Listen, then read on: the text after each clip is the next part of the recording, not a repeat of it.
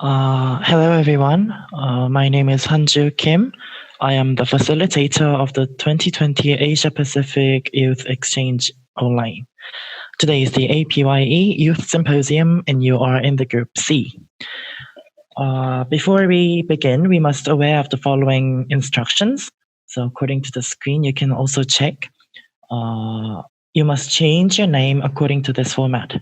If you are a presenter, please write presenter in front of your name. If you are a judge, please write judge in front of your name. So please use your real name, not the nickname or the English version of your name, so that we can check the attendance clearly. Next thing is that you have to take your earphones or headset with microphone. Also, the next presenter should get ready before their turn. So please prepare your PPT file previously. Each team has 4 minutes to present, and after presentation, judges also have 4 minutes of Q&A session.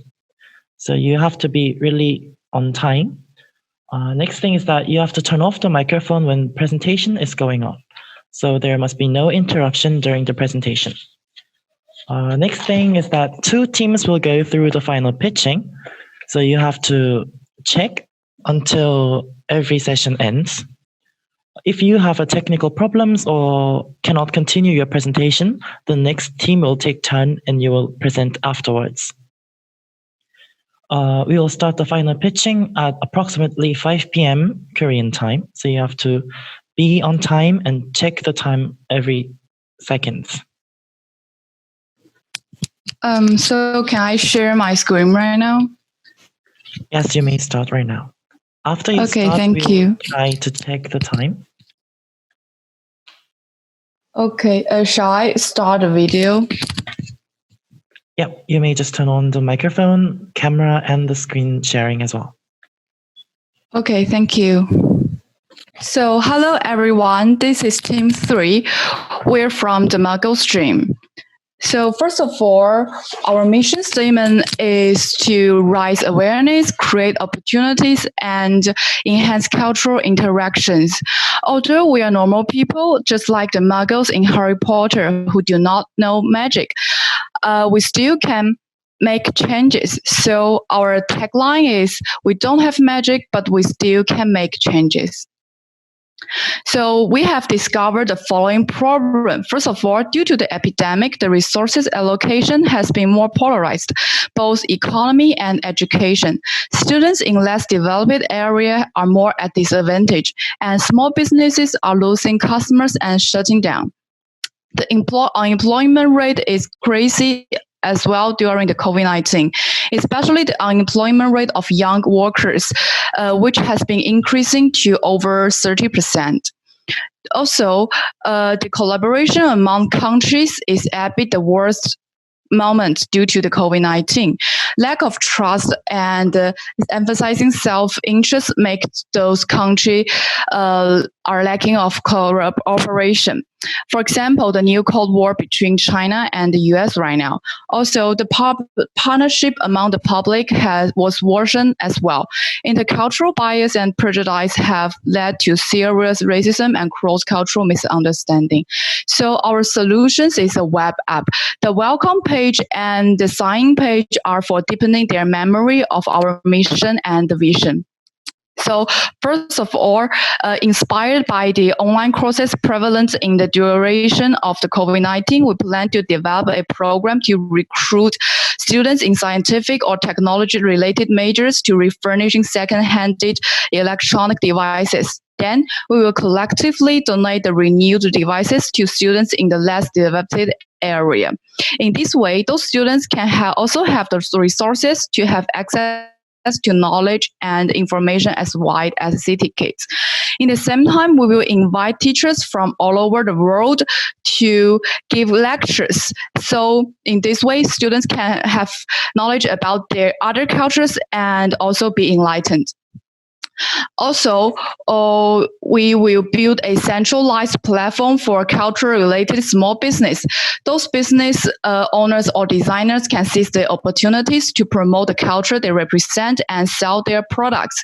Like I mentioned earlier, we will cooperate with those college students with specific majors in order to assist them in receiving a decent job. We will have cooperative relationships with many technology firms. Each year, we will give recommendations to those students to get into those companies. Last but not least, the culture bias are the most malignant factors swaying the partnership among countries. 1 minute left. Okay. Among countries and the public. For the sake of eliminating cultural misunderstandings, our web app will contain those short videos and long videos to help promoting the cultures.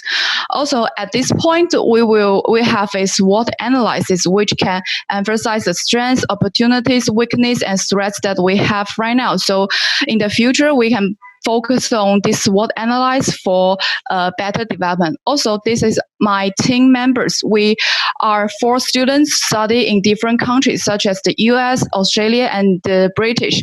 So we can have numerous experience to help other international students to more adapt into different cultures.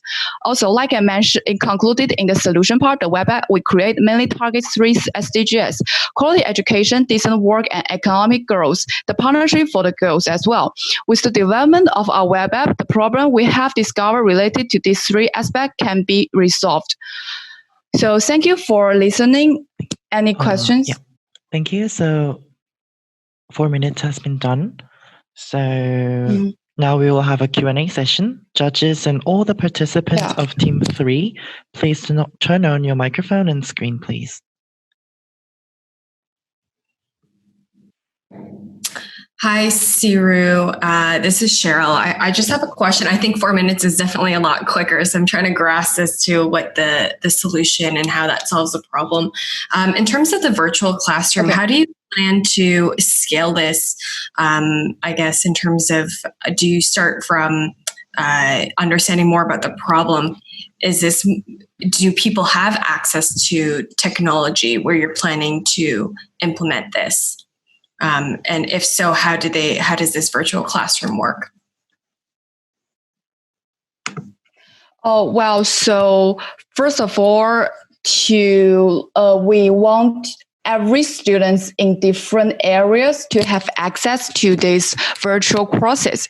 So we will provide the refurnished technology devices for those students in less developed area. So in this way, those students in poor area can also have the technology support to join us. So secondly, for the virtual courses, we want to implement in our web app, like we will invite all the teachers from all over the world, for example, like Chinese teachers to teach math online, or American universities professor to explain the Constitution online. So we will announce the daily courses in our web app, so everyone can know what's the courses today and when it will happen. So I think in this way, like with the help of the technology support in poor area and kind of like the advertisement we will provide, so those users of our web app can know these online courses. Thank you. I think just maybe a suggestion to think about further down the line is understanding, although you do have the technology provided, usually in communities, depending on, do they have internet access? Do they know how to actually operate the computer and have enough digital literacy to actually be able to learn online is something to consider, because I think sometimes you can give the technology, but the learning curve for these people in more of the poor communities may not be able to be as digitally literate as maybe other parts of the country. That's all for me. Okay, thank you for the suggestion. Yeah, So thank you for the wonderful presentation. It's a wonderful idea. But I had just one question regarding this. So how do you plan to come about the whole process? Like, do you target like a specific region, or do you start with specific countries? Or Sorry for the how do you interruption. 1 minute plan left to for the execute Q&A it? session. I'm so sorry. The internet is not very good. So can you repeat your questions? I'm truly sorry. No, it's okay. Can you hear me now? Yeah, I can hear you. Okay. So I was asking if do you have a plan of like implementing the idea? Are you going to go region specific, or are you just going to start with specific countries and then test it out and then execute the whole entire plan? Oh, I got you. Like This is a web app, so everyone in different countries or different regions can have access to this web app. So they can also take the online courses if they want to, or if they have interest into these courses. Yeah, we won't target any specific regions or areas. We want the whole world, every culture to join us and express their cultural values, so that the bias between cultures can be eliminated in this way. Thank you. And we can learn more knowledge 4 minutes in this way. done. I'm very sorry. So all the Q&A sessions has been done. So the next presenter, you shall try to share your screen. Team 28. Yes, just connecting.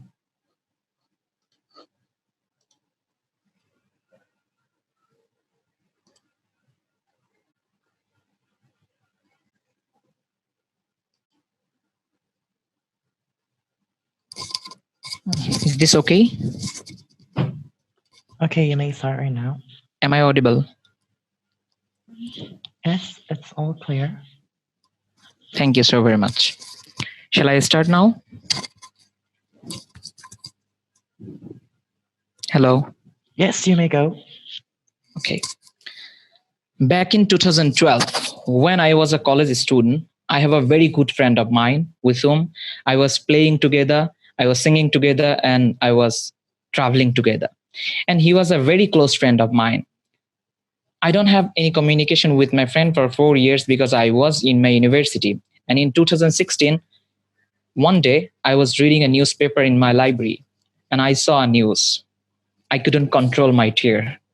This news broke in my heart. I saw my that friend dead in a police operation as a suspected terrorist. After that, me, along with my summer friend, we started to promote peace and counter extremism in Bangladesh. And in 2018, we established Peacemaker Studio with the tagline, "Harmony is all we need," with the support from UNDP. This is Niamatullah, and I'm the Chief Business Development Officer at Peacemaker Studio. The Peacemaker Studio is providing advertisement service at an affordable cost, and part of the profits goes to make impact in SDG goals 16, 5, and 10. So for this APYE, we have proposed a project which is called Project PBCVP, Peace Building During Coronavirus in Bangladesh. So here, we found 3 problems. First problem is no inclusive society for discriminating with the corona affected, like doctors and the police are getting discrimination in their homes and communities. And no peaceful society for spreading fake news, hate speech, blames, and rumors during COVID-19, because the local people believe that that virus comes from China, Italy, and blaming government and the immigrants. And they also promoting the hate speech. And the third problem is no stability for increasing terrorist activities in online, and they're influencing and threatening, because 26th July to 2020, the Dhaka Tribune report says that the Bengal Wulia, they are the follower of IS, they threat to attack before Eid. So these things creating segregation and intolerance among the real people in real life of Bangladesh. So for solving this problem, we come with the project PVCV with 3 activities, which is related to SDG 16, 5, and 10. The first activity is basically to peace building training, which is we want to train 40 young people in 2 months, and the module is basically to training, and they will implement a community project. And the good thing is we are already end of the pilot 1, so we have a previous experience to do the peace building training. The second activity is to connect with the subcontinent, ASEAN subcontinent, with the content competition and collect thoughts from the young change maker who are working in the South Asian region. So we already have a national competition like this, so we have also experience in regarding activity 2. And we have activity 3 to promote the videos, and we already launched 20 videos, so we also have experience in this segment. This is our recent work. You can see during COVID-19 we have completed a national poster design contest on diversity, unity and inclusiveness. We have conducted the peace building training during COVID-19, and one of our video got viral positively to promote the tolerance in COVID-19. So our works featured by the UNDP, you can see. So our potential market, there are 50 development organizations in Bangladesh. 1 minute left. Thank you. So, but they are not reaching their work because of lack of advertisement and cost affordability. So we have 4 uniqueness, and this 4 uniqueness will help us to work with the customers. This is our 2 business model, B2B and on for on, which makes a sustainable, and this is our revenue model, and this is our marketing strategy to partnership with the agencies and service campaign and brand approach. So we have make impact since 2018. We trained 400 students, and we released 14 video. We got 35,000 US dollar earned from 8 clients, and we reached 1.5 million the social media users. These are our happy customers, you can see, and we don't have any competitors, but in revenue generation there are some competitors. Our friends including UNDP, EMK Center, Facebook, YY Ventures and others. So we got 3 achievements in 2019, 28 and 2020 from UNDP and EMK Center to promote peace in different aspects. So we have future plan, very specific future plan to work with the 50 customers and to raise 250,000 US dollar to raise 10 million social media user and 1,000 community organization train. This project will definitely help us to achieve these goals. It's already 4 minutes over. Okay. So I just need 10 seconds to say the last line. Can I get? Okay, then you may just finish right now. Thank you so very much. So this project will definitely help us with the support of this team. Thank you so very much for your passion sharing. And this team has more than 5-year experience in different diverse expertise. Okay, thank you for the presentation. Since we only have 90 minutes with 10 teams, I'm very sorry that I always have to say 1 minute left and interrupting your presentations. I'm very sorry once again. So now we will have a Q&A session. Judges and all the participants of Team 28, please turn on your microphone and screen.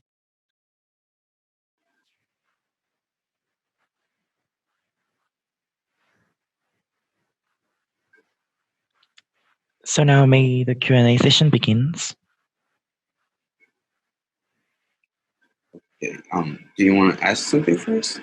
Should I go ahead? Okay. I had a question for you guys.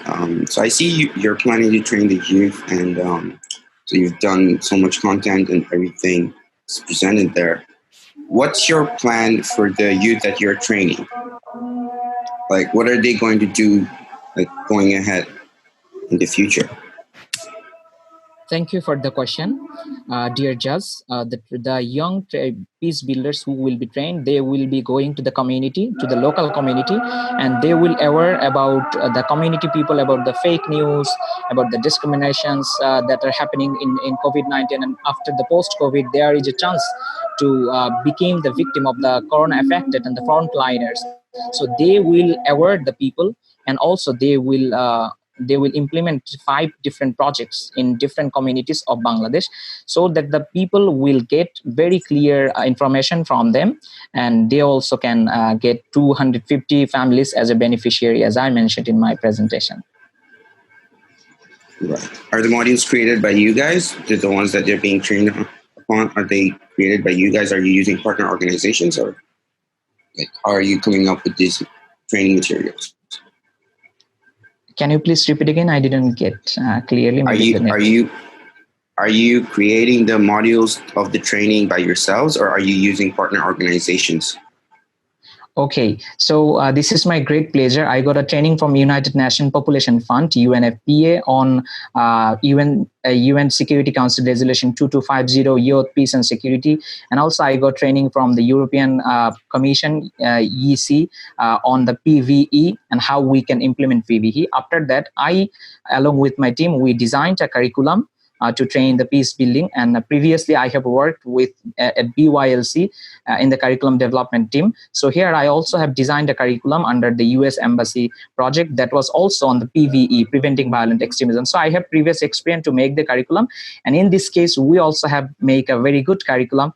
And already, as I said, already we have conducted the peace building training 1 pilot, and we are at the end of the training, and we are actually conducting with the the participant from the Chittagong. So they are actually getting very much interested to the content and the curriculum.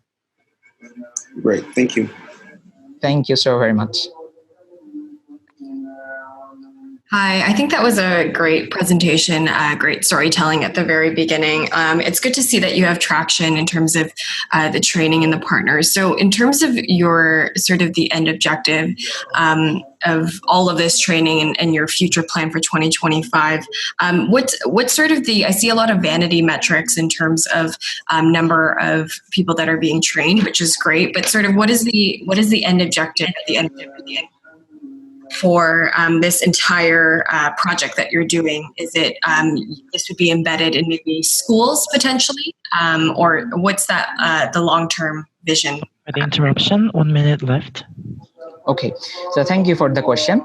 Basically, our end objective is to make a peaceful society with the support from young students and the young change maker in Bangladesh.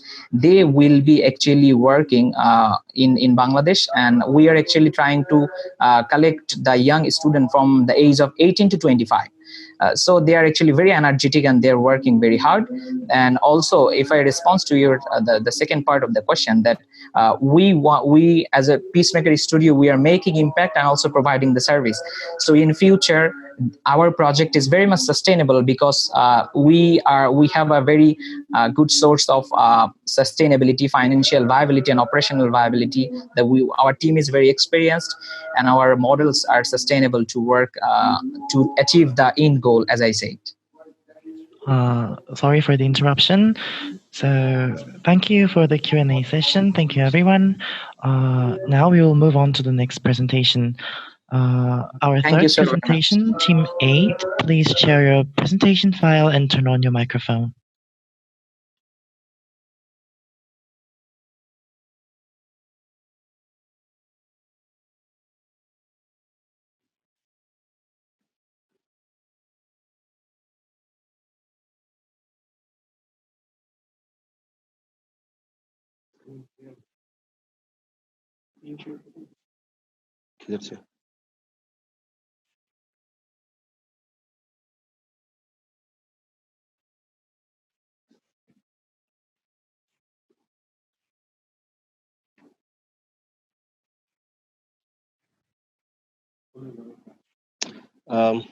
Hi, can you hear me properly? Hello? Yes, it's clear. Can you see my presentation right now? Yeah, your screen has been shared, so you may start right now. Okay, thank you. Hi, my name is Wahab and I'm from Team Rebuild. We are reinventing building. One of the major problems faced by the country right now is the plastic pollution. Nearly 320 million tons of plastic is produced every year, and 20,000 bottles are being produced as a plastic waste every second, and from that only 9% is being recycled right now. In Pakistan, if you litter all of the plastic together, it will mount higher than one of the second highest peak in the world. One of the other issues that is currently being faced in Pakistan is the housing sector. Nearly 6.7 people are living in a single room in Pakistan right now. So what we do, we take these two problems together, and the solution which we have come up is block. Block is basically a plastic block made out of recycled plastic. We will usually employ the ordinary method that you use in recycling, which is inspection, shredding, separation, drying, pressurized heating and melting. And at the end of that process, we are going to use our own molds to make them into blocks. We have already made the different types of sections, column sections, beam sections, slabs, and from those sections, we are going to try to make a building out of it. Block is mostly environmental friendly material, which has low cost, high insulation, more durable, and has a lifespan of more than 600 to 700 years. The impact, another impact of this is that it can easily be remolded, disassembled, and placed from one place to another anytime. Our business revenue model, we have three major areas. One is the block sale. We have a profit margin of nearly 18% right now in comparison to the conventional material being used. In housing construction, our block will have less than 30% cost reduction. We are also going to train some masons and unskilled labor currently in Pakistan. We are more convenient and less expensive compared to all of our competitors right now. Block is the first to the market in plastic. It is easy to build. We have the technical capabilities. Block is environmental friendly product. It will have a low costing, and one of the other important factors that our team has right now is the departmental support. Our market plan is, first we are going to have a pilot project. We have already selected the location. That pilot project will be promoted by different industrial and departmental support and done in collaboration with Pakistan. Pakistani government has already launched a Naya housing scheme in which 5 to 6 million houses will be constructed in the coming 5 years. Our team is comprised of highly skilled professionals, as you can see, from different universities throughout the world, which are currently working in Pakistan. Our advisory board support has two major areas: technical support and local and international support. We have professors from very distinguished areas. And from the local and international support, we have different organizations and especially Urban Youth Academy, which is currently collaborating with us. In respect to the SDGs, we are going to try to impact three major SDGs. It is SDG number 13, 11, 1 minute left, and 9. And 11 and 9.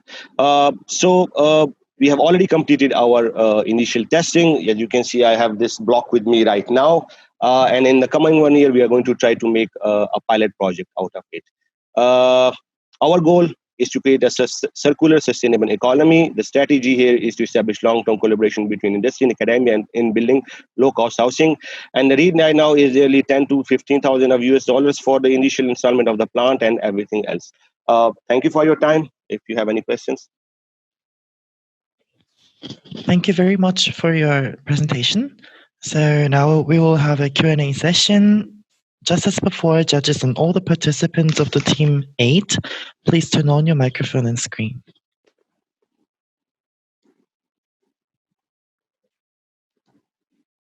Hi, that's a really good presentation in terms of understanding more about how the business model works. I think I just have a question in terms of right now, what's sort of the idea? I know you're trying to pilot with the school first. In terms of the trust and security to actually use these blocks, how do you change the mindset, I guess, of the people, whether it's B2B or if you plan to also scale this out to homeowners? What I understand from your question is that how are we going to change the mindset of the people regarding our project? We have there are two major areas. First one is the research validity. We have already completed our research working with different universities for the background, and to promote it, we have already checked various venues. Me and my whole group is currently employed in CNW department, which is one of the biggest construction department in Pakistan. We utilize nearly 35 million US dollars every year in construction industry. And all three of us, we all are in that construction department right now. So we have a very good grasp of the situation right now, and we can easily promote it. This woman I know, but I'm going on for too long. She will run out of her 4 minutes. She one of yours? Yeah, she's our youth collab one. The Japan team, no. The Japan team that is going to come next year. Okay, we are working in a department which is going to implement this strategy. So it's definitely a very, I won't say easy task, but it will be not very difficult for us right now.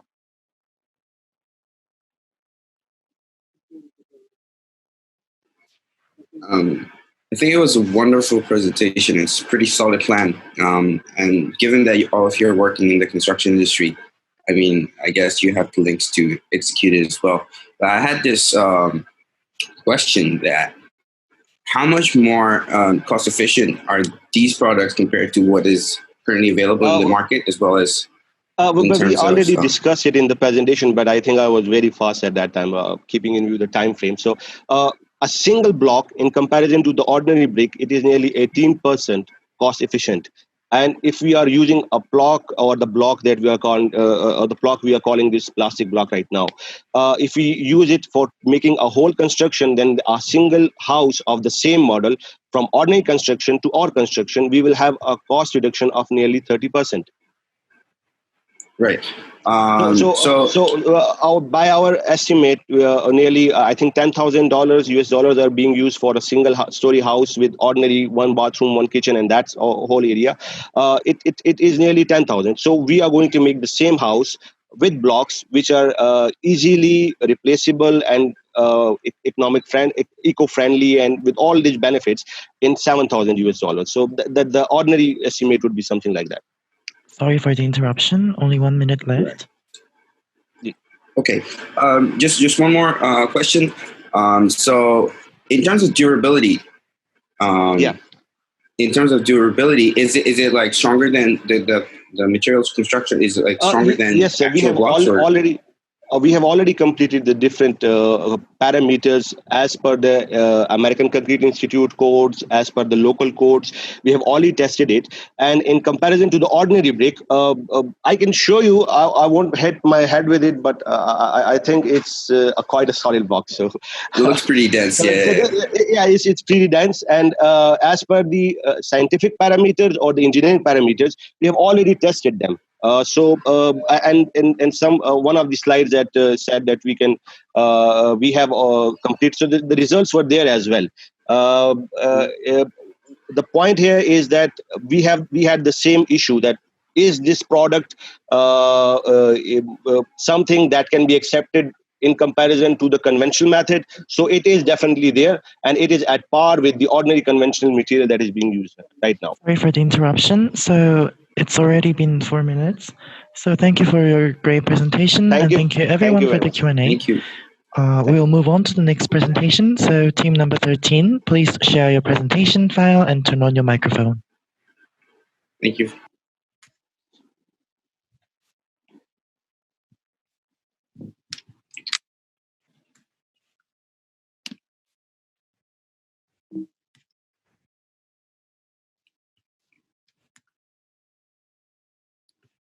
Hello, team, you may start. Hello, can you hear me? Yes, it's clear. Thank you. So this is Team Japan, and let me tell you a story of a 9-year-old girl who I met at a village called Shinyanganine. She was a bright little girl who loved to play and cook. But on the last day of my visit, she told me how she was a victim of sex trafficking. Her parents sold her off to work in South Africa. How can a parent do such a thing, you may think? However, in reality, the villagers are desperately in need of cash income, and many have no choice. This is a common problem in developing countries. The solution is to create jobs and increase income. But what I noticed spending time with these children is how ethical they think. They don't need sympathy, they just need a chance. That's why we are focusing on education and strengthening their abilities to create something great. Many children are not able to finish elementary schools, and most of those children are girls. Not learning math nor Portuguese, the official language in the country, make it almost impossible for them to get jobs later in life. Even if some of them manage to finish their elementary education, secondary school is 50 kilometers away, and the tuition costs are really high for most villagers. So, we are proposing online education in rural areas of Mozambique. We will use Shinyanganine as an example and will explain the current situation. We have contacted an NGO which has built a community center in Shinyanganine that has internet connection, provides solar electricity and is a place that the villagers get together as a daily basis. We will use this facility to let the villagers to educate themselves after providing used electrical devices from companies and individual donations. There will be preloaded elementary to secondary school educational programs in the device, so they can charge their devices and study at home during their free time or even while doing chores. One big reason of dropouts is the load of housework, but having a device by your side educating you, you can kill two birds with one stone. Executing this will lead to a higher literacy rate, higher intelligence level, which will allow the villager to create an income flow according to their needs. However, creating an economical flow of income is not going to be achieved by just education of language and mathematics. An important Sorry for the aspect. interruption. 1 minute left. Thank you. Aspect. Our plan is to include expert subject and business process. So people can increase their knowledge by their interests or specialties. The villagers are the ones who can innovate their lives in the way they want to. We just want to show them how they can achieve it and give them tools to do that. Thank you for your attention.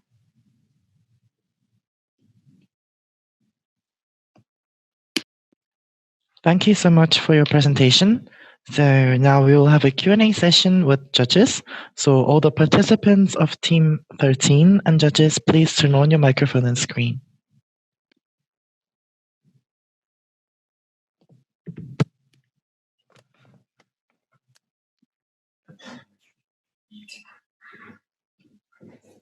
Hi, team. That was a great presentation. I think this is probably really well needed in terms of education, and I'm working sort of in the youth employment space right now.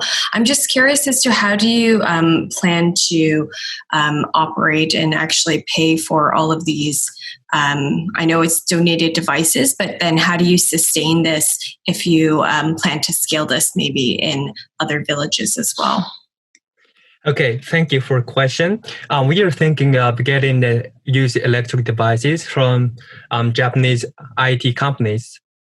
And some companies like Sony are donating used electric devices to some other organizations. And as for to make the program more sustainable, we are thinking to cooperate with local companies in the capital cities in Mozambique.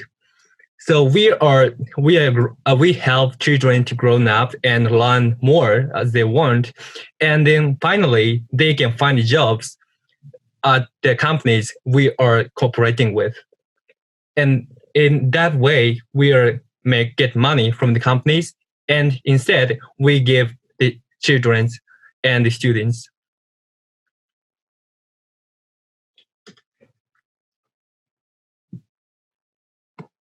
Thank you. Thank you.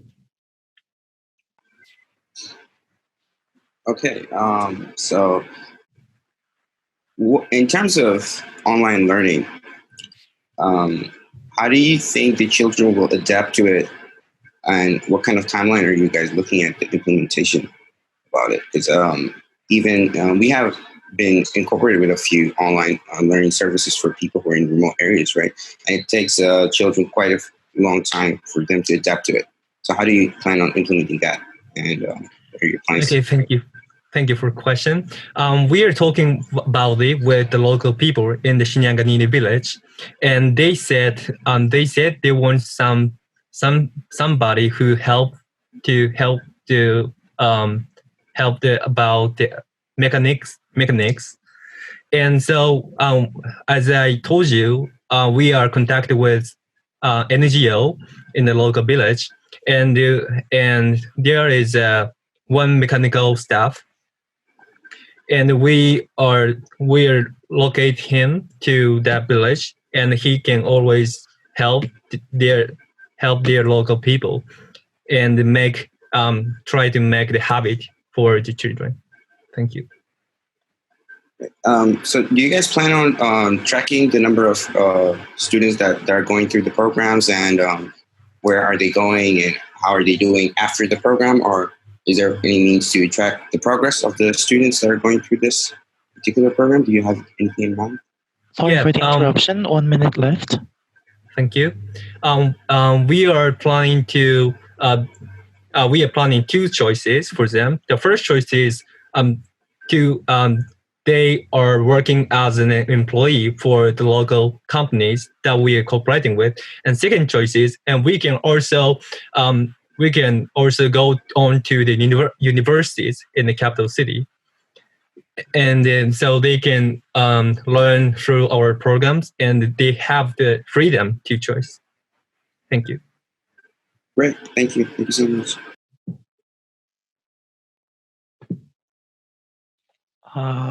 Thank you, everyone. I guess every Q&A session has been ended. So we'll move on to the next presentation. So team number 17, please share your presentation file and turn on your microphone. Other people, please turn off the microphone and video as well.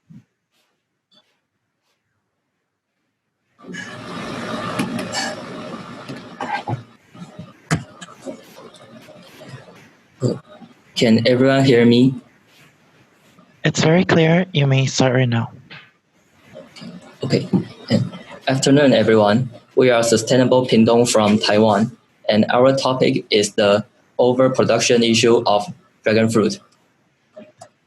As our team name, we are aware of sustainable issues about Pingdong, which is a beautiful city in southern Taiwan.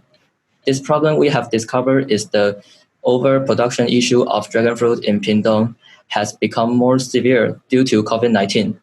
In other words, it is more difficult to export to other countries nowadays. Wholesale price even dropped for 40%, which is the lowest point in recent 10 years.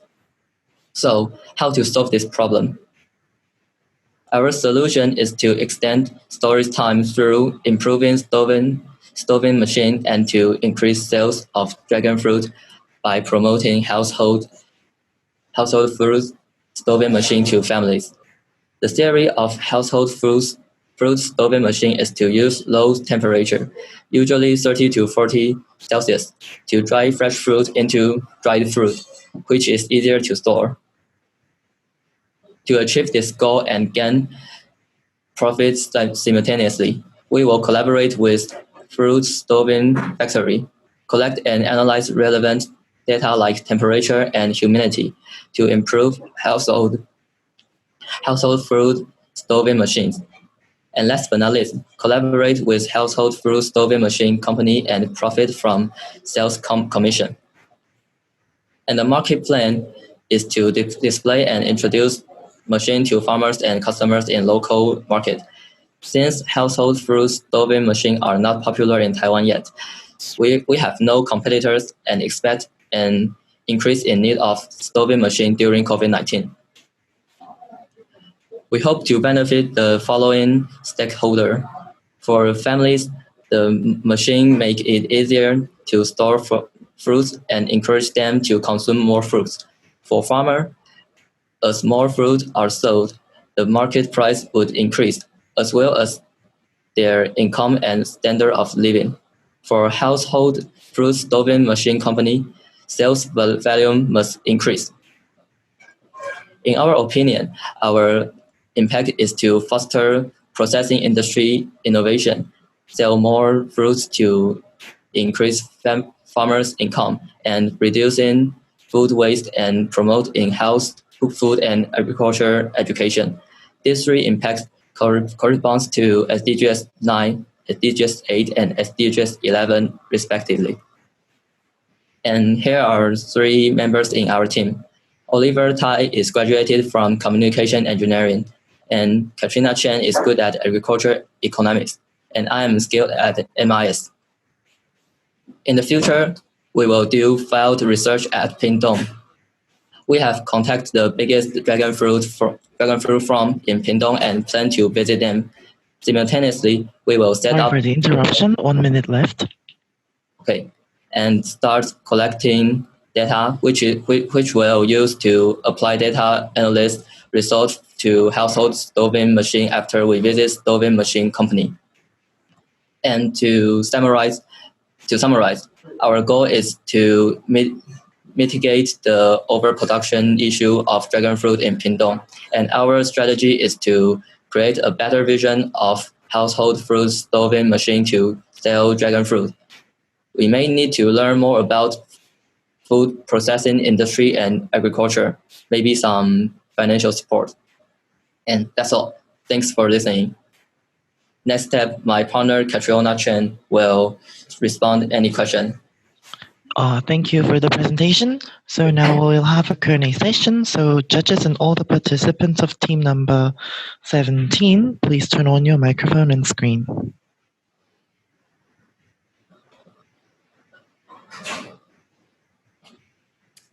Hi, thank you for the presentation. I'm curious as to understanding more about a fruit stove. I've never encountered one myself, but I'm curious to understand why you've come up with the solution of a fruit stove to solve an overproduction. It's kind of, did you do any sort of validation with some of the customer segments that you've listed in terms of your go-to-market plan and for this fruit stove? The reason that we come up with this solution is because we have read a paper from Taiwan that they have a new technology that can improve the way that we process, the way that we dry our fruits, and we thought it was very interesting. And one of our professors, he is now teaching in Pingdong and has been working with some of the dragon fruit farmers, and they have told the professor that they encountered some problems of overproduction. And so the professor saw the paper from Taiwan, and then he thinks that maybe we can combine the technology and to solve the problem in Pingdong, and that is why we chose to do this project with this solution. And because our members haven't really used a household fruit stoving machine before, but we have called some friends and some family members of how they have used this machine, and they said that the machines now are really hard, really difficult to operate, and they can't really make dry vegetables, dry fruits successfully. So that is why we think that maybe this kind of improvement will be very important. Okay. I think maybe just a follow-up or suggestion is to understand if this is something that maybe either household fruit stoves or farmers would actually purchase if it's needed. Because before maybe manufacturing or scaling this, just to make sure that this is something that they would want to purchase or actually need to help them. Okay, maybe we will do more research and investigation on this. Thank you.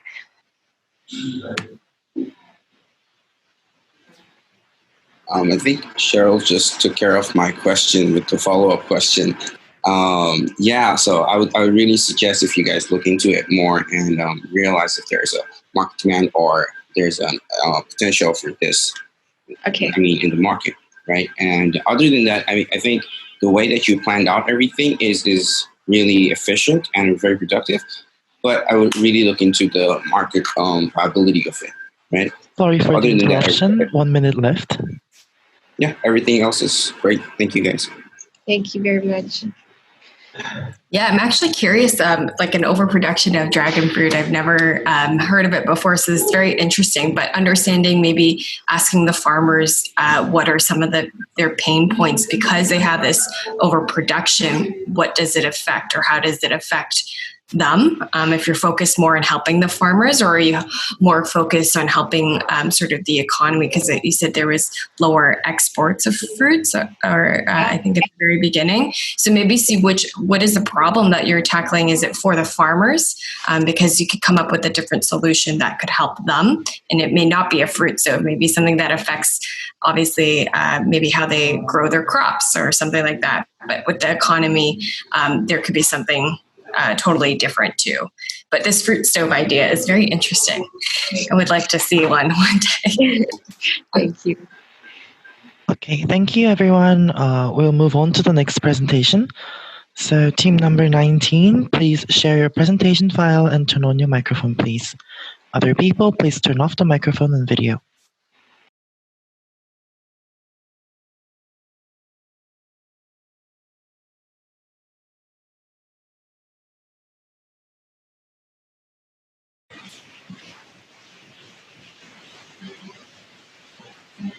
Hi, everyone. Can you hear me? It's very clear. You may start right now. Hi, everyone. Okay. We're Team 19, keep going. Group C, I'm Juliana, presenter for Sports for Hope.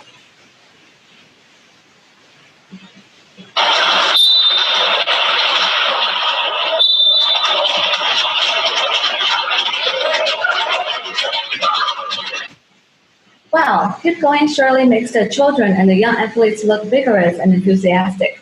Basketball is not just a sport, but attitudes that make us feel lively and passionate to make dreams come true again. Nelson Mandela once said, sport has the power to change the world. Keep Going was inspired by Mandela's work. It has the power to unite people in a way that little else does. It speaks to youth in a language they understand.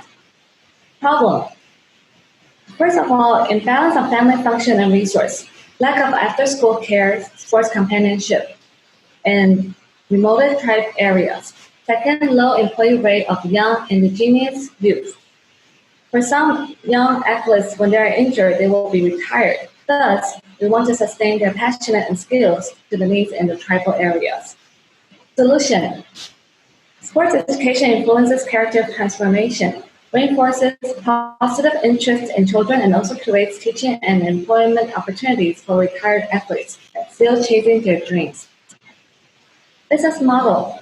Here on top, implement sport education in remote tribal areas and local communities.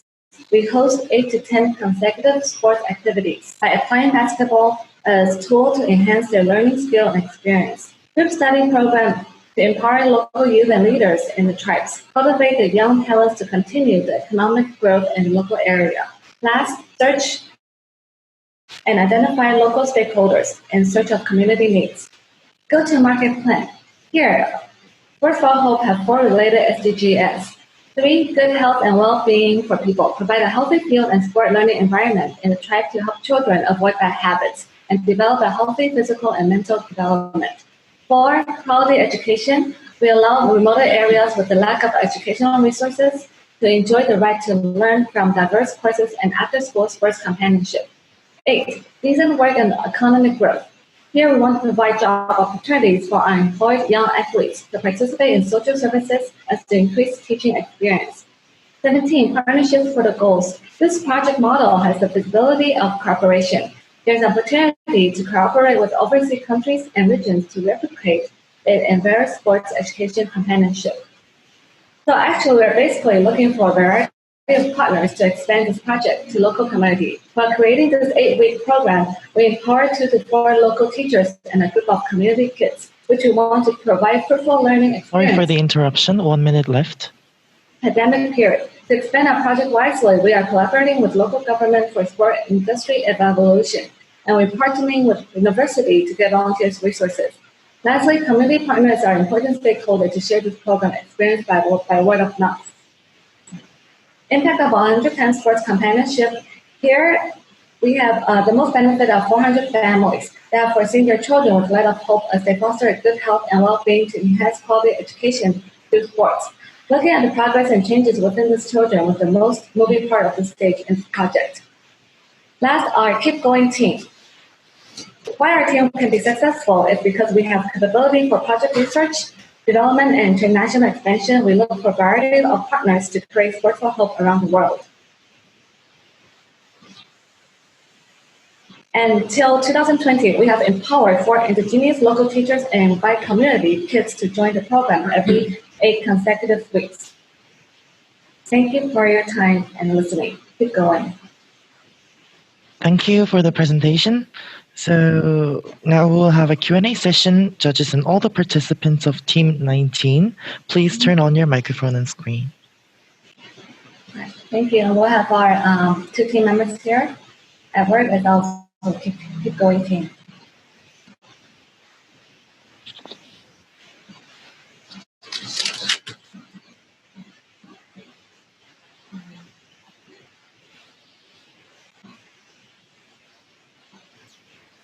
Should I go ahead? I'll just ask anyways. So it's a wonderful program. Anything with sports and especially basketball is just life-changing for everyone. In terms of the program, have you thought about like engaging a local athlete or someone who's playing for the national teams or professionally on your team, so that they can add more connections to you, of course, because I know that the NBA has a lot of programs of training basketball players and the youngsters in general, right? So have you tried to connect to these guys in terms of getting onto your programs and getting connected to our partnership potentially? Because I think that would give you a huge boost in terms of the programs and the modules and everything else, because I've known personally a few people who have contacted the NBA, and the partnerships really, really help them get their students into like a broader category, and they start playing abroad, and it just opens up opportunities for these people, because I'm guessing they have a lot of potential, but they just don't have the opportunity to reach out to these organizations, right? So I think if you could look into these partnerships, I think that would be a huge boost for you. But other than that, I really love any sort of program that has sports in it. It's fun to play, and it's engaging for everyone. It really changes lives. I mean, I would rather have my children play sports for a living than sitting in a cubicle and working all day, right? So I think it's a wonderful initiative, and I really love the idea. Thank you so much. That's the only thing. That's the only question I have. Are you planning to reach out to these bigger organizations, and do you plan to onboard some athletes onto your team? So to answer your question, we are basically partnered with university, and we are partnering with university to invite indigenous youth who have sport expert to be trained as our teacher. So Keep Going serve as a platform for children and for teenagers who need a platform to teaching the basketball. Yeah. So we are serve as a platform to matching the people together and bring the people to community. And by doing this program, we cultivate at least like 2. Sorry for the interruption. 1 minute left. By this platform, we cultivate 2 to 4 teachers every batch of the program, and also it's just a chance to empower the children in our program. Great. I think you have a wonderful team. I just wanted to see it, and maybe one athlete on the team. This would be so cool. So yeah, thank you so much for the listen. Thank you. Thank you. Thank you. I don't have anything to add on to that suggestion. I think what you guys are doing is really great. I think in terms of the partnerships, I've seen some of the things. I'm not sure, which market are you in right now? In For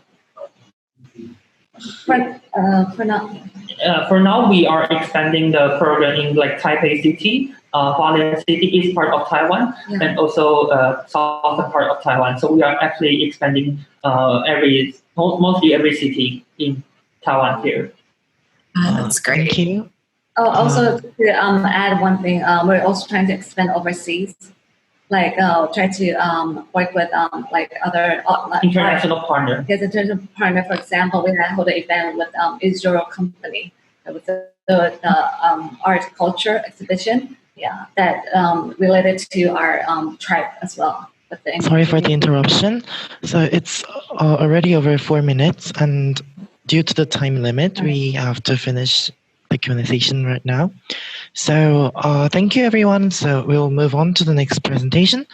Team 22, please share your presentation and turn on your microphone. Other people, please turn off the microphone and video.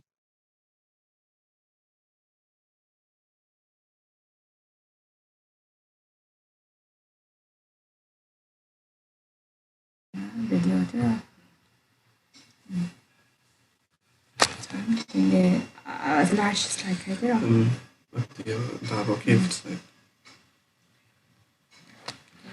Everything's clear. Are we audible? Excuse me. Clear. So right now.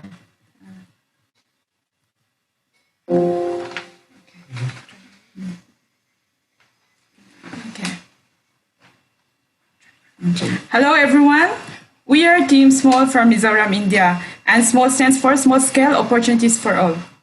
Let me start our presentation by telling you a real story about a 32-year-old Mr. Zonun Moya, who is a loving father of 2 children. He used to have a small restaurant. He was really working hard for his family, and his big dream was to build his business bigger and sustainable with more stable income and more employees. However, due to COVID-19 and its consequent lockdown, he now ran out of his business. They are now relying on public funds and other charity donations because they have used up all their small savings. He is now in an extreme need of capital to rerun his business and trained enhanced skills to survive in this pandemic.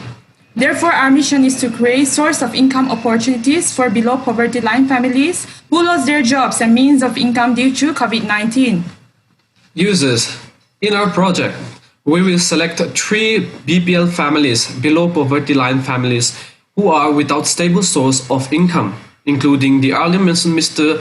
Zonun Moya family, and the users are the residents of the Tuimavit locality, as well as the youth within the family members. The selected location, Tuimavit, is located in the southwestern part of Aizawl City, Mizoram, with a total population of 1,150 and a household of 255. Approximately, BPL family is of 60 households. The reason why we select this area is because it is physically accessible by all of the team members, as well as it is the main road intersections of important places such as University Road, the one and only Elangpui Airport, Go Down, Central Jail, Industrial Growth Centers, etc. Now we've come to the problem faced by these people. People are losing their source of income due to the COVID-19 effect we all are experiencing and struggling with. These people belonging to the BPL families are most hit hard by the pandemic. They are left with their small savings drying up, their dreams, goals, and their passion fading away. They barely survive with the small donations coming to them, which in fact is insufficient and unstable and will not sustain them for long, let alone rerun their business. So we need a solution for this problem. So the solution we have come across is to provide a source of income opportunities for the selected BPL families. And if you ask how, it's by providing financial assistance to them and giving them training on financial management and planning and other skills, essential skills needed to rerun their business, and to give support, guidance, and inspection from the team. Through this project, we hope to have an impact on these people's life by enabling them to have a stable source of income. Moreover, they will have better knowledge on financial management and planning, which will further result in improved cultivated job and concerned skills. This project will help in promoting innovative ideas for small-scale businesses and enhance the community's potential to become a business hub. If this small project finds its success, which we hope it will, our vision is to expand it beyond this community and reach out more people who are in dire need of our support. The addressed SDGs for this project are SDGs 1, 3, 8, 12, and 17. Thank you. Any questions? Thank you for the presentation. So now we will have a Q&A session with judges. So judges and all the participants of Team 22, please turn on your microphone and screen, please.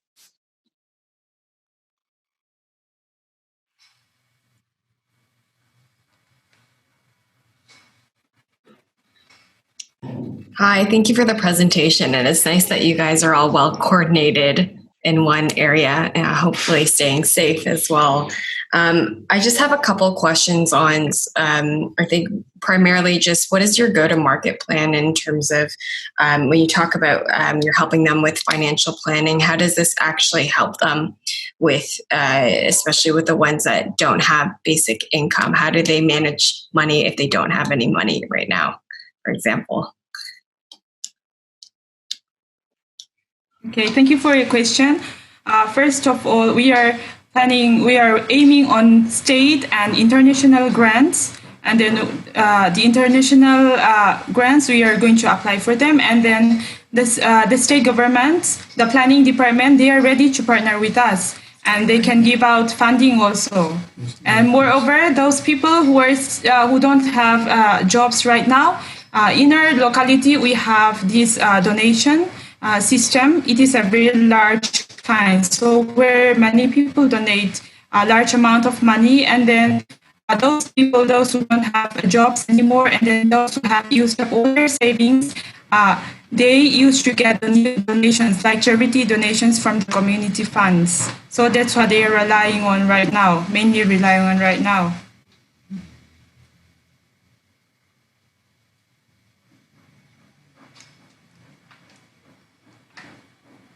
Okay, thank you. Can you hear me? Yeah, I think the video just froze. Can you hear us? Yeah, it was slow for a while. Yeah, we can. Yes. Okay. So did you get my answer? Yeah, thank you.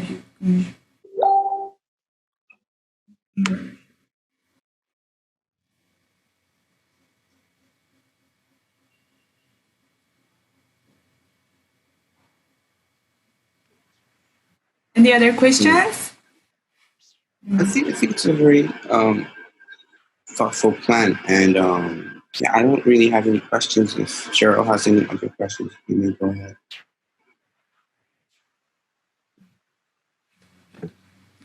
I'm okay. But very well coordinated, though. I have to admit, like that's probably the most coordinated presentation I've seen in my entire life. Like just the way you're all set up, like I've never seen that in my entire life. So that's wonderful. Thank you so much. Thank you so much. 1 minute left. Is there anything that you have to ask? Please ask to Team 22.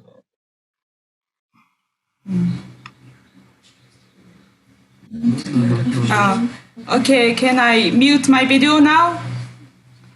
Yeah, if the Q&A sessions are all over, you can just mute yourself and also turn off the camera. Thank you so much for having us. Okay, thank you. Thank you, everyone. So now we'll move on to the next presentation. So team number 26, please share your presentation file and turn on your microphone. Other people, please turn off the microphone and video.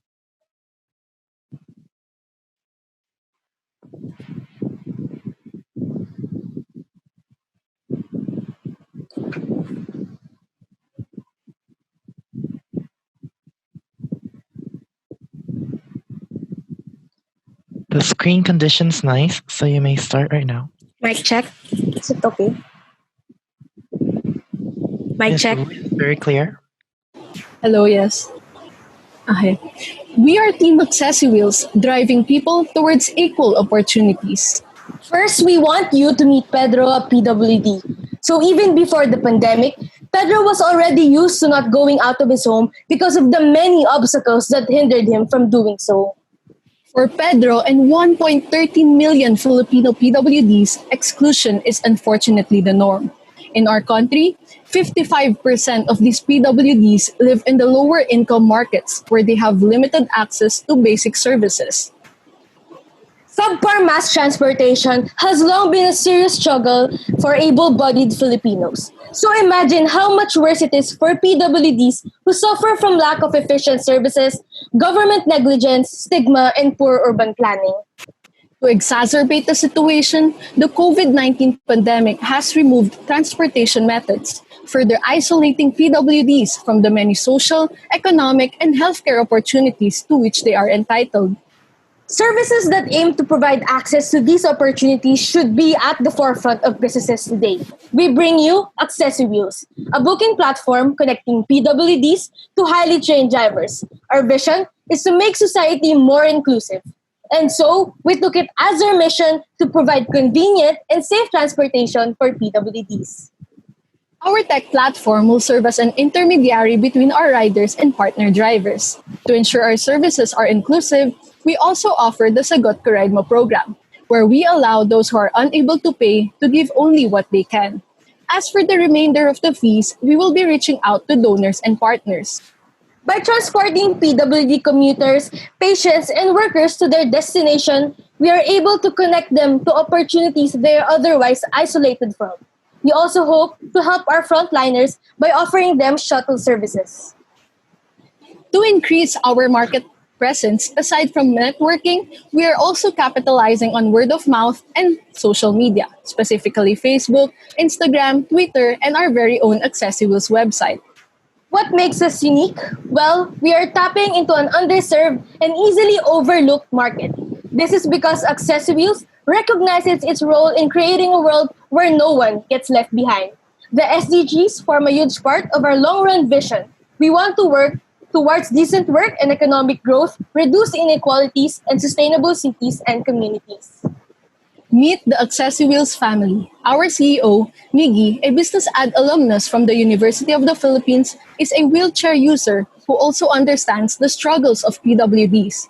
And Ma'am Eva, our COO, who has been organizing events for PWDs for years now.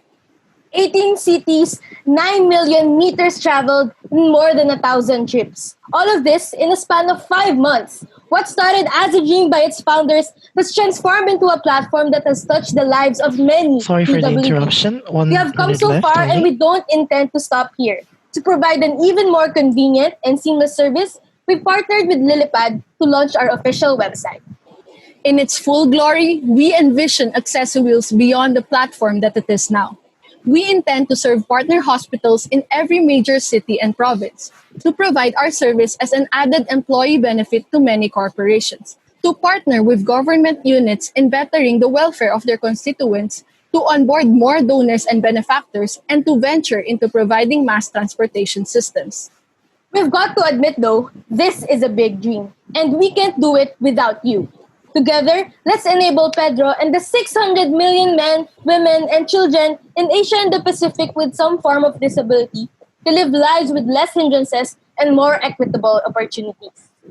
Thank you for listening. We are Accessiwheels, driving people towards equal opportunities. Thank you for the presentation. Now we will have a Q&A session, so judges and all the participants of Team 26, please turn on your microphone and screen.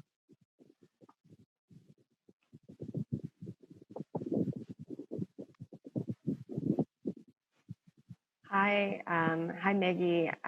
Thank you so much for the presentation. That was really enthusiastic and also very well coordinated as well.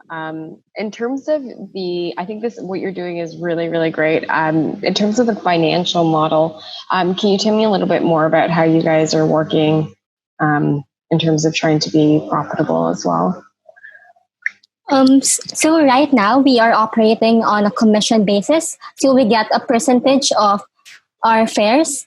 And then we're also working towards partnering with companies, with sponsors that can really supply us with vehicles that can better accommodate the needs of our PWDs, of our riders. And then we are also trying to partner with government agencies that can really help as we integrate our system into their systems as well. Great, thank you.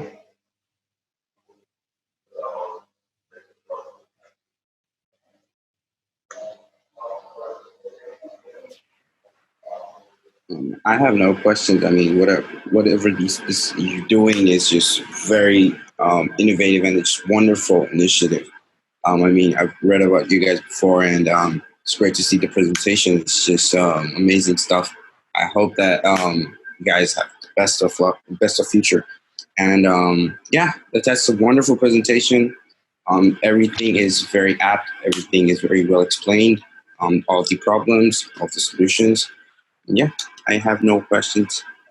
Thank you so Amazing much. presentation. Thank you so much. Thank you so much.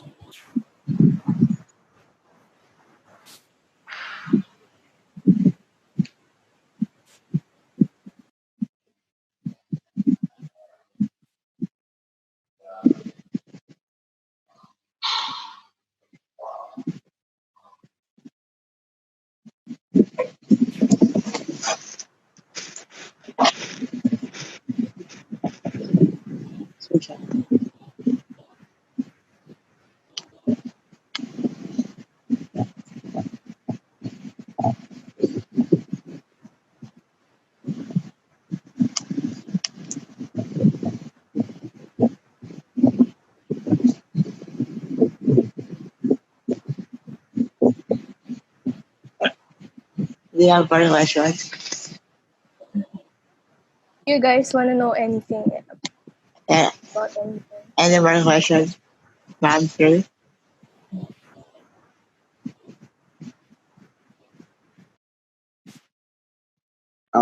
Just a quick question since we have time. What are the number of passengers that you're serving, or the number of users that you're serving at the moment, monthly? And so far, during the pandemic, we were able to cover 1,068 trips requests from us. So we had around 33 volunteer drivers. So some of them are even lawyers, some of them are doctors who are bravely volunteered some of their time to us. So we're very blessed to have them. With regards to the number, we have Sorry around, for the interruption. 1 minute left. so we're able to have regular passengers. Most of our patients, especially during pandemic, are those allowed by the government with the term called essential travel. So most of them are dialysis patients who need to go to hospitals twice or thrice a week. So we ferry them going to and from hospitals. So we're able to help around 18 frontliners and also 100 patients. Great. But until today, we're continuing our program. So we're very blessed to have some people sponsoring fairs because in the Philippines, even those operating transportation services are affected by the pandemic.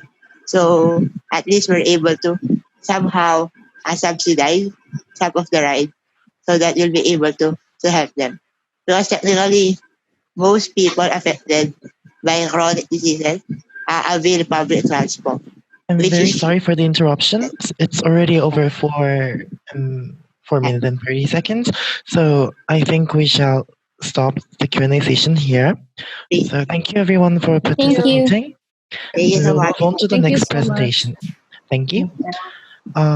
So team 32, please share your presentation file and turn on your microphone. Other people, please turn off the microphone and video.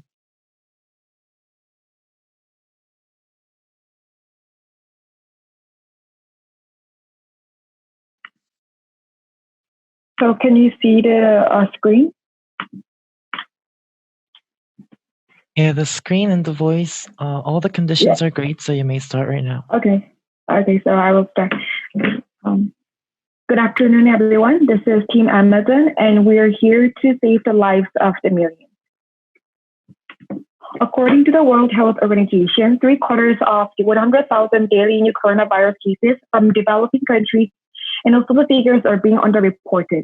While the number are increasing, developing countries cannot harsh the restrictions or it might bring the extreme financial crisis. Therefore, the best solution for developing countries is to have a vaccine which is very affordable with low price that they can also protect themselves from the virus and keep their financial activities. To develop the vaccine as soon as possible, it is critical for professionals all over the world are equipped with sufficient medical supplies.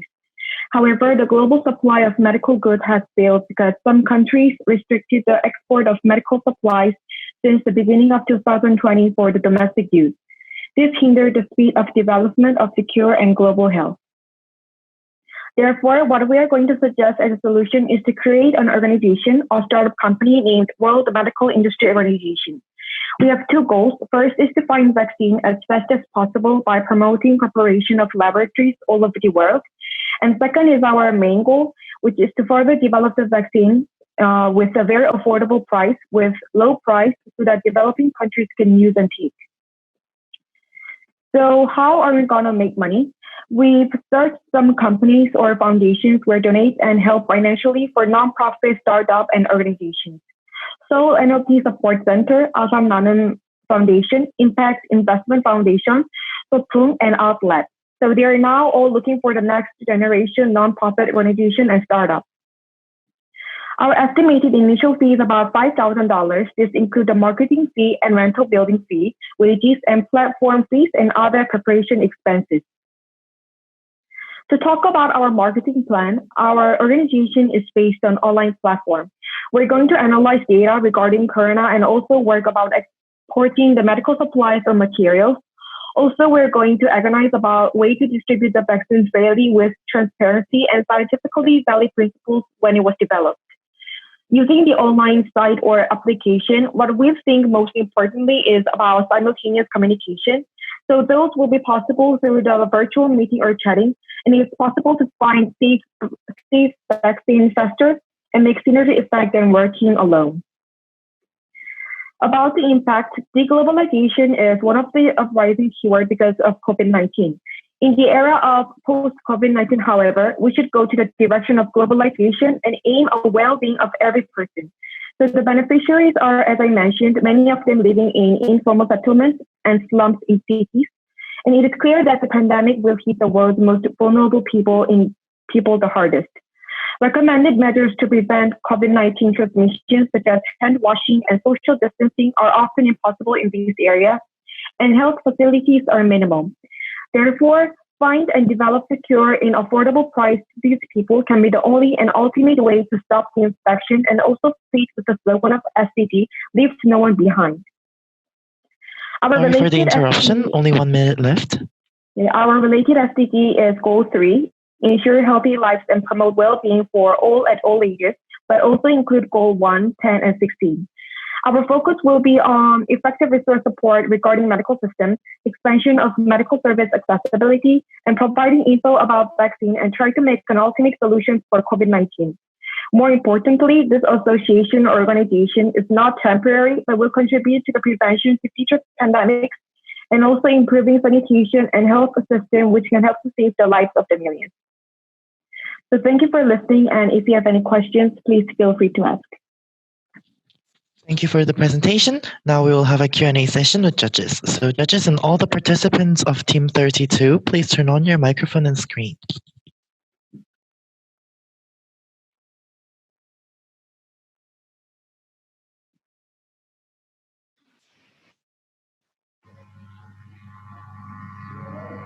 Hi, thank you for the presentation. This is actually really great to understand that you guys want to collect all of this data. Have you guys sort of had any experience so far in terms of being connected with those that are working on any vaccines around the world, or any kind of connections where you may work with organizations or particular governments so far? You mean the touch with the kind of laboratories or research places?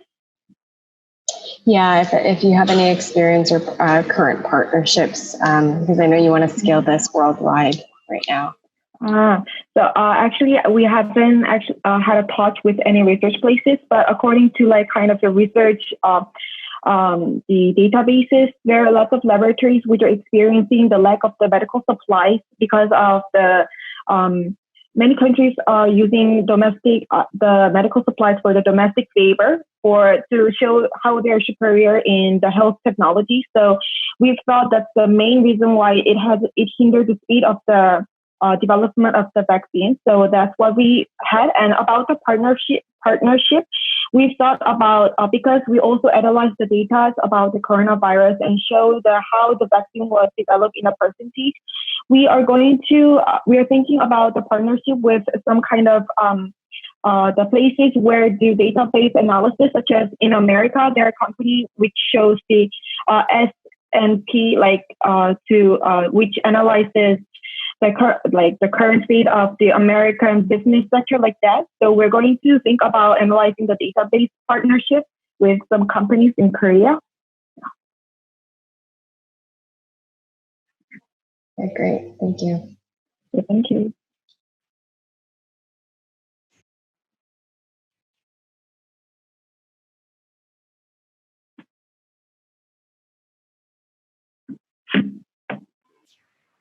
I have no questions, but that's Okay. a really great idea, and I hope you guys get through this. I mean, I would certainly advise you guys to work more on the data collection part, and the implementation phase would need a little bit of more planning, I think. Okay.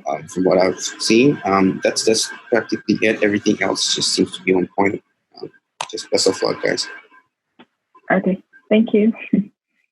Yeah, I also think maybe something that I'm not pretty sure of, as well as understanding the regulations on managing the data and what data is actually available to share.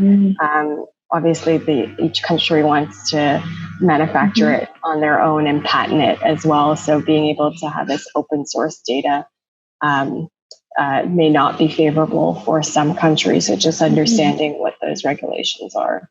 Actually, for us, the main goal Sorry is for the interruption. Only 1 minute left. This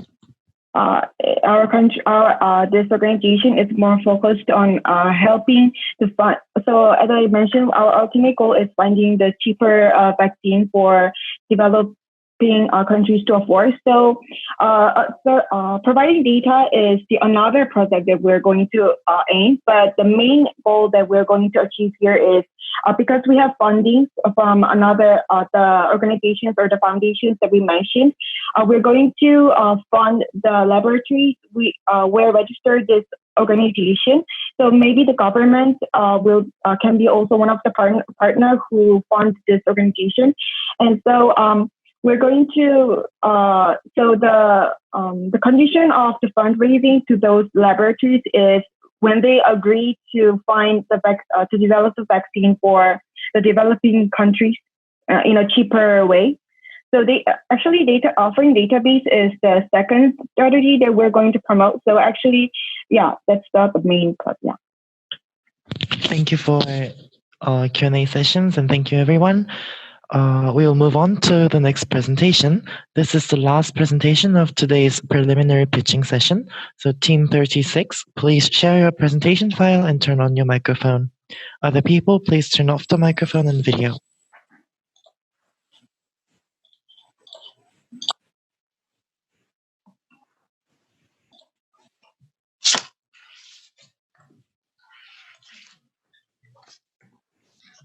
Is it right? Yeah, the screen sharing is great. Your voice condition is also great, so you may start right now. Yes, thank you. Hello, our team name is DTC, and it means Directing Trash Can. And I'm the team leader, Byung-Hoon Ji, and our members are Ki-Dong-Ryu and Min-Seok Shin. So our project is Trash Can Location Service. So simply, it means directing trash can by using trash can location service, and specific informations will be told later. So the backgrounds, due to COVID-19, numbers of disposable waste are drawn out now, and increasing of using disposable waste increases municipal waste and disposable garbage such as mask due to COVID-19 and plastic cup like selling in Starbucks began to be seen all over the street, like Gangnam or like Seoul. So for example, the number of trash cans in Seoul increased from 7,600 in 1995 to less than half in 2007 and gradually to 6,940 in 2019. And not only did we simply increase the number of trash cans, but we also thought we wish people could find them more easily. So our goal is to reduce unauthorized dumping on not big trash or is small trash, and to solve people's inconvenience from finding trash can location service. As you see, strict trash can install becomes increasing, and since the numbers of trash cans are increasing, we think people use trash can location service, it increases accessibility of the trash can. Also, it reduces expenses of trash cans. So our secondary ideas are providing current status emission weights and using JavaScript. So support our trash can location service and provide information relating waste discharges or recycling additional kits on waste discharges. So our main service is a location-based service that informs trash cans and places of dumping. The main effect is let users know where the trash can is and recommending the location and reporting error system make app data correct. And the additional function is if people need trash can, just click the location and report, and we will correct if the error trash can location. Sorry for the interruption. Only 1 minute left. Yes, thank you. And the secondary service is introduce comparison system, introduction of local ranking system, and checking the cost of waste disposal per person and the amount of unauthorized dumping and the number of sanitation workers. So this affects is sharing information about local waste emissions can be effective and alert or competing people, and they know that their regions are damaging by trash cans or like out of disposal school waste. And these data are not real. And other is get rewards by solving a case, like having a case by recyclable waste about piece or making a piece in a various ways. We will make it sustainable by whose effectively main service throughout advertising or provide services that giving recycled products who supports our trash can location services. Thank you for everyone, and thanks to 11 sustainable cities and communities and Life on It. Thank you for our presentation. Thank you. Thank you for the presentation. So now we will have a last Q&A session. Judges and all the participants of Team 36, please turn on your microphone and screen, please.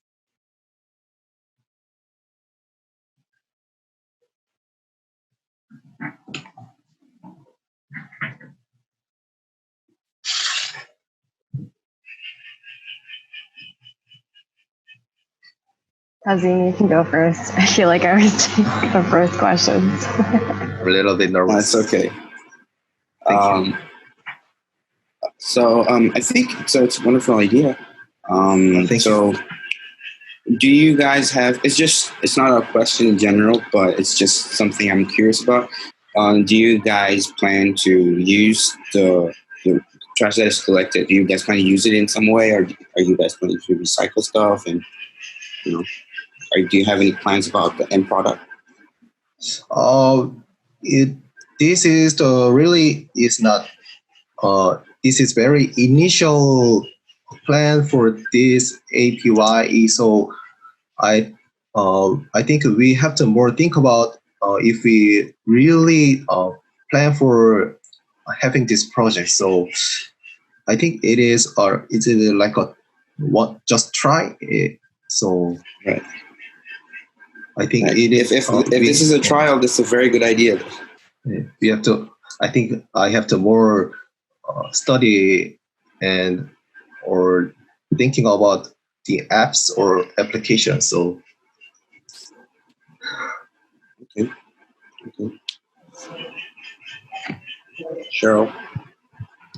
Thank you for the presentation. I'm curious because in different country contexts, garbage is very different. In Cambodia right now, people actually don't really care. They just put their garbage wherever outside of their street and they burn it.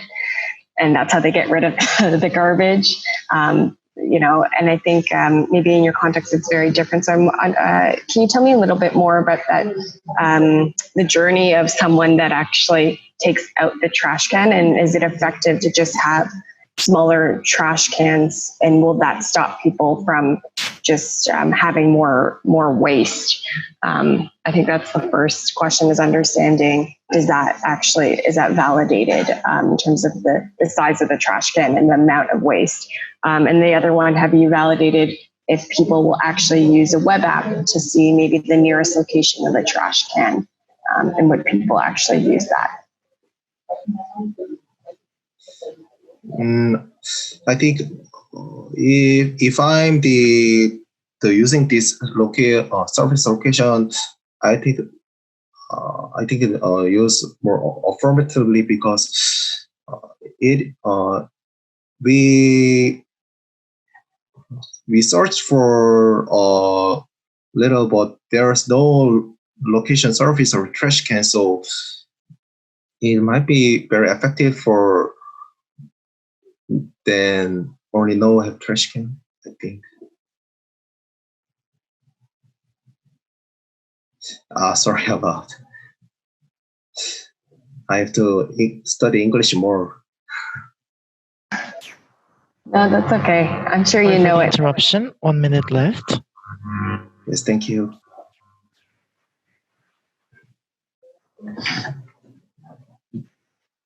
So I actually have a question in the context. I'm guessing you're located in Korea. Is that right? Yes, it is. So how do people usually take out, if I was out in public at a park or anything, are there a lot of trash cans that I can dump out the trash, or how does that work? Or there's not any, and that's what you're trying to also help out with, is the location?